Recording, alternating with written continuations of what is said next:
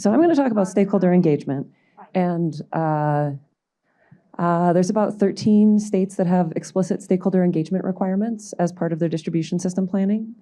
And I'm going to talk about 4 different phases where states are engaged with distribution system planning. And also just briefly talk about how prior to even being part of the distribution system planning process, states are engaging stakeholders on developing their distribution system planning rules. So, thank you. So as I said, there's about 13 different states that have explicit requirements. The 4 different stages that we have, this is from a report that Lisa mentioned and that we also have up on our website that was just very recently updated and has state distribution system planning requirements.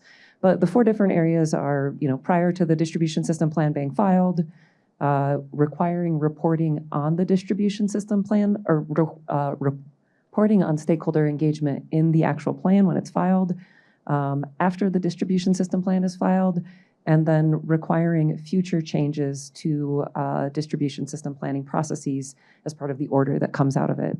So those are the 4 different stages.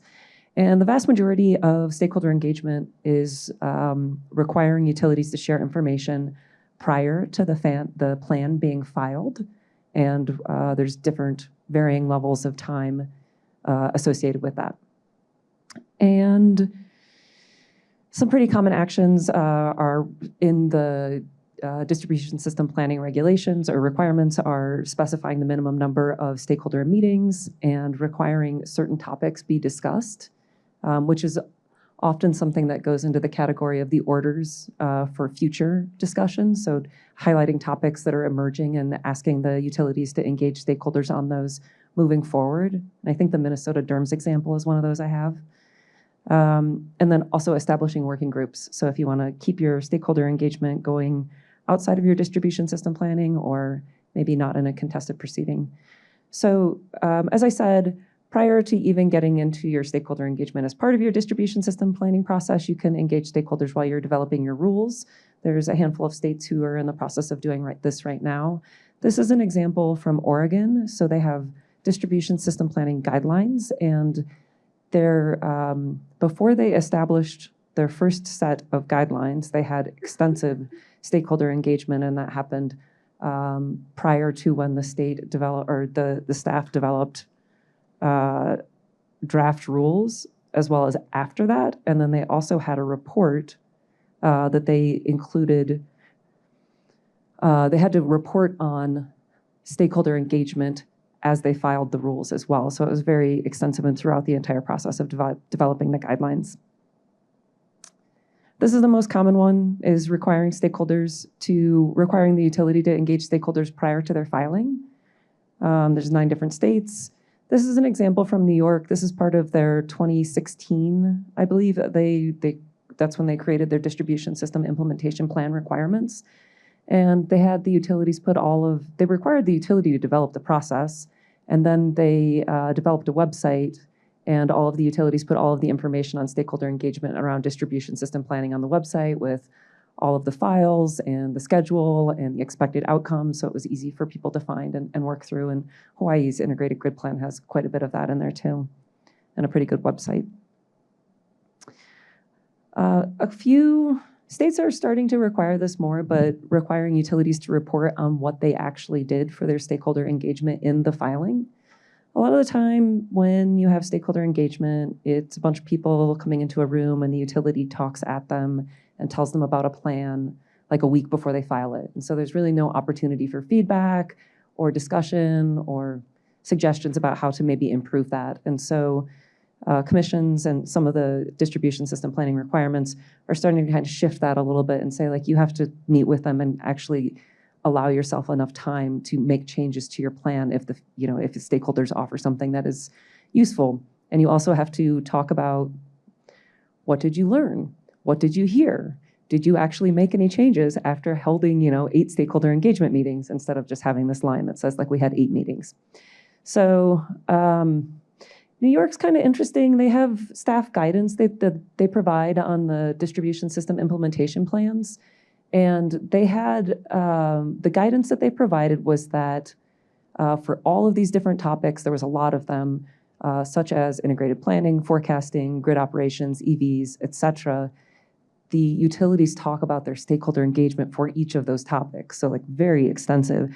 And what was I thought interesting about that was some of the stakeholder engagement that the utilities reported about was that their hosting capacity maps were updated and they're located on this website and this is how you get there. And so that was what we're reporting on for different topics as opposed to like we had a meeting about this. So just pointing people to where they could access information.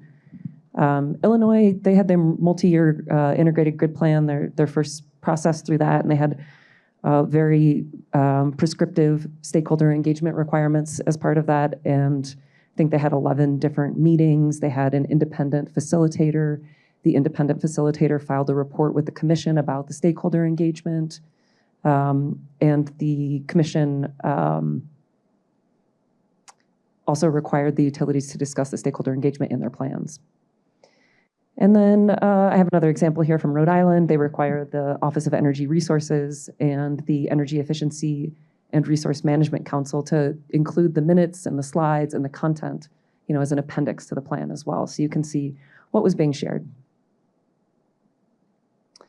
There's much more limited guidance or requirements around stakeholder engagement after the DSP is filed. I think that some of this happens just as ongoing stakeholder engagement, if there's open proceedings that are dockets that are happening that are, less contentious or non-contested proceedings and engagement is happening through those. It can be more ongoing. Efficiency, demand-side management, stakeholder engagement sometimes is a more ongoing type process. And those are starting to touch on some of the distribution system planning issues. But specifically, the California PUC has their distribution planning advisory group, and they advise the utility on the output of their non-wires alternative RFPs and comment on the competitive solicitations. So that's a pretty specific requirement. In Minnesota, the PUC staff can determine if additional stakeholder meetings are needed after the plan is filed. And in Oregon, staff have ongoing technical workshops. And some of the utilities there, in particular, Portland General Electric, have ongoing stakeholder engagement year-round on a variety of their different plans.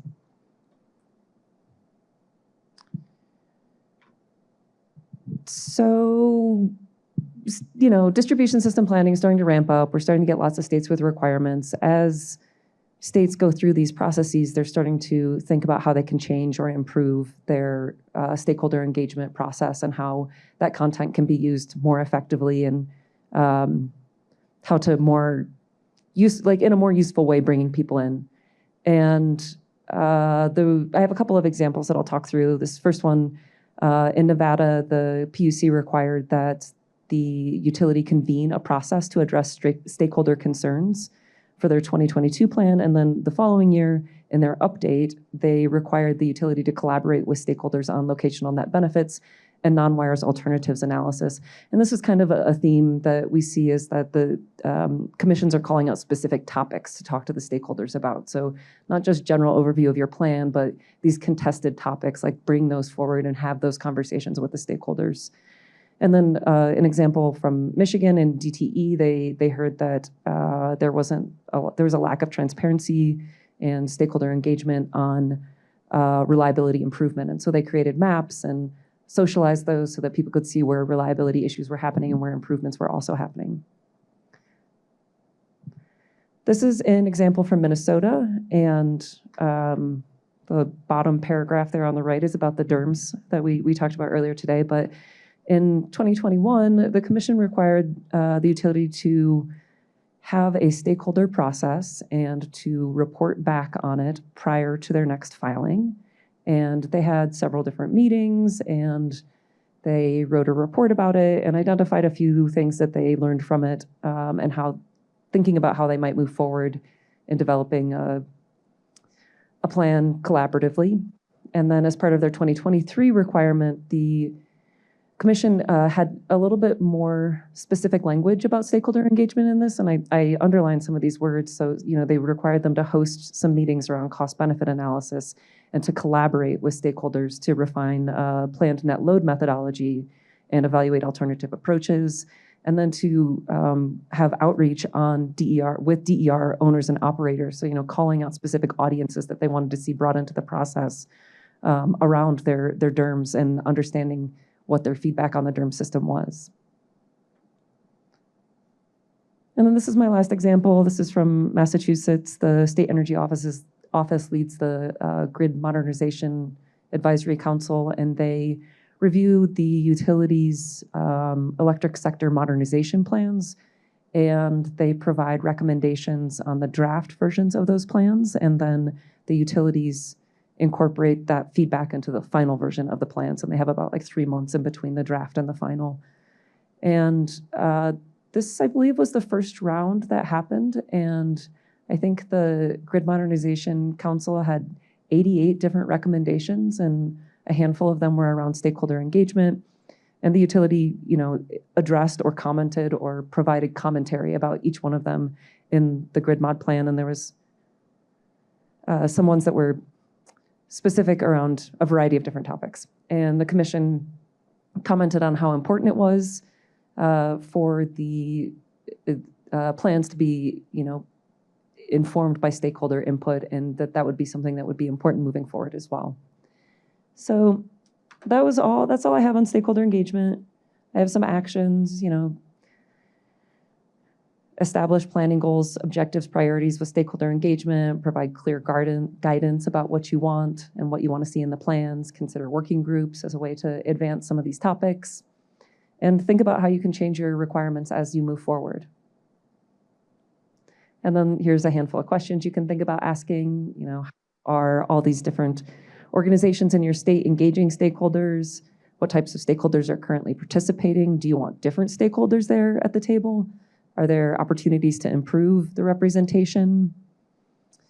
And what are you requiring your utilities to do as they're commenting on this and perhaps making changes to their plans as part of it?